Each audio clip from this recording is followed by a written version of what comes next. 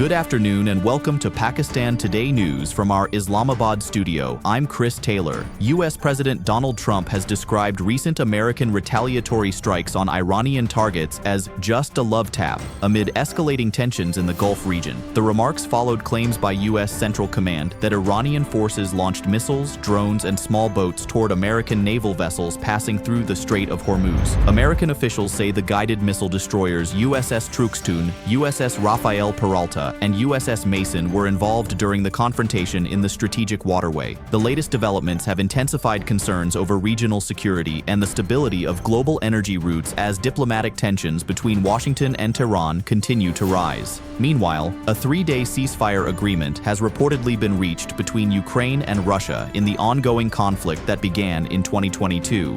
According to officials, the ceasefire will begin on May 9th and will include a complete suspension of military activity between both countries. The agreement also includes the exchange of 1,000 prisoners from each side. Despite the announcement, observers remain cautious as previous temporary truces have repeatedly collapsed, with both Moscow and Kiev accusing one another of violating earlier agreements. In another major international development, North Korea has reportedly introduced a significant change to its nuclear policy. International media reports say a new constitutional amendment would authorize an automatic nuclear strike if leader Kim Jong-un is killed or rendered unable to govern due to an attack. The amendment was reportedly approved in March and added to Pyongyang's nuclear command policy law. At the same time, North Korea has announced the deployment of a new long-range 155mm artillery system near the South Korean border, further raising concerns among regional and global powers. Back home, the government has once again increased petroleum prices across the country.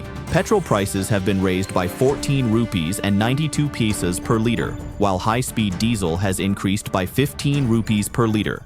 Following the latest revision, petrol will now cost 414 rupees and 78 paise per liter, while diesel has reached 414 rupees and 58 paise per liter. The new rates took effect from May 9th, according to the Petroleum Division. Officials say global fuel market pressures and disruptions linked to the Strait of Hormuz crisis continue to impact petroleum prices in Pakistan. For more on the economic impact of rising regional tensions, we go to our Islamabad correspondent Sarah Williams.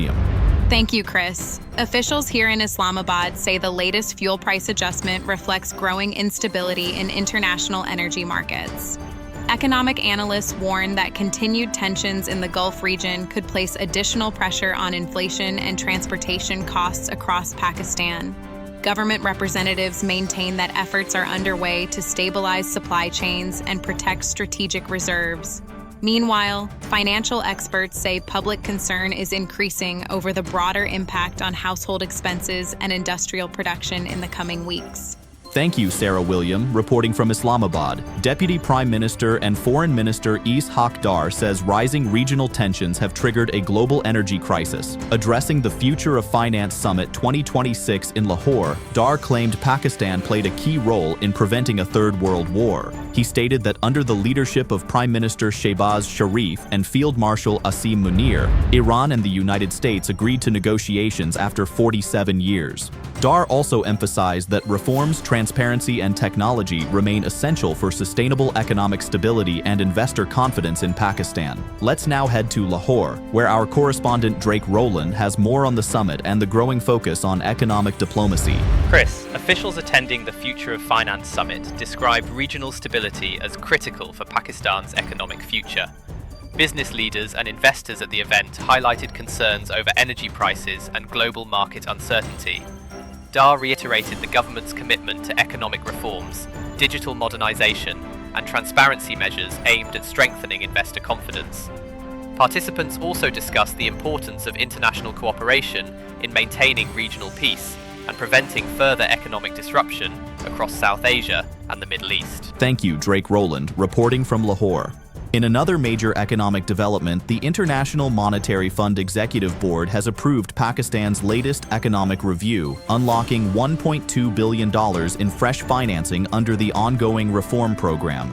Finance Minister Mohammad Aurangzeb said the approval reflects continued progress on difficult but necessary economic reforms. The latest tranche includes $1 billion under the Extended Fund Facility and an additional $200 million through the Resilience and Sustainability Facility. Officials say the program is focused on fiscal discipline, energy sector reforms, inflation control, and strengthening Pakistan's foreign exchange reserves. And finally, a grand celebration was held at Lahore's Liberty Chowk to mark 1 year of the historic Marka-e-Haq victory. A large number of citizens participated in the event organized by the Punjab government, which featured a musical concert and spectacular midnight fireworks. Renowned singer Sahir Ali Baga delivered a lively performance during the celebrations. Senior Provincial Minister Mariam Aurangzeb said the people of Lahore once again demonstrated their strong support for Pakistan's armed forces and national leadership. That's all for now. You're watching Pakistan Today News. I'm Chris Taylor.